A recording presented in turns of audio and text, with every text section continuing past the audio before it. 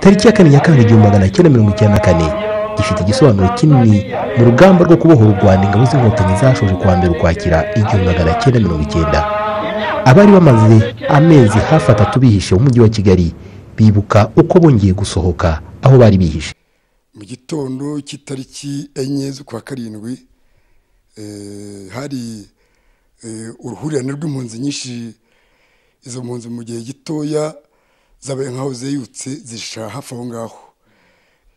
Muri ya mezi 2 arenga nari maze nibwo nari numvise hatuje nta rusaku rw'amasasu.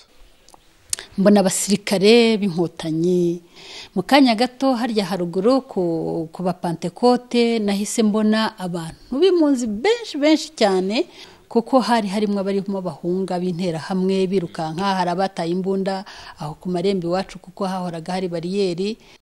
Nyuma yo kongera kugera mu mujyi wa Kigali ngo batunguwe no kubona umujyi wasenyutse bikomeye bitandukanye nuko bawubonaga mbere. Jenoside irangira ntabwo Kigali wabonaga ifite ishusho, uretse yewe n'icyo gihe cy'igihe Jenoside irangiye no kugereranya Kigali na mbere yuko na Jenoside iba, ubona ko ari ibintu bihabanye cyane. Jenoside yo yaraje irayisenya nuko yari isanzwe yimereye, irayangiza biruseho. Kigali yasaga nabi cyane. Kigali yari yaruzuye ibikarito, ibyugi bibomaguye by'amangazini, mbona hose hasa nabi, huzuye umwanda mwinshi. Nyuma yo kubohorwa n'ingabo z'inkotanyi, abarokokiye mu mujyi wa Kigali bariruhukije, bongera kugira icyizere cyo kubaho no kubaka ubuzima. Byaratangazaga rero byonyine kubona ushoboye. Twabonaga ari ikintu cy'igitangaza kugira ngo wongere ugende.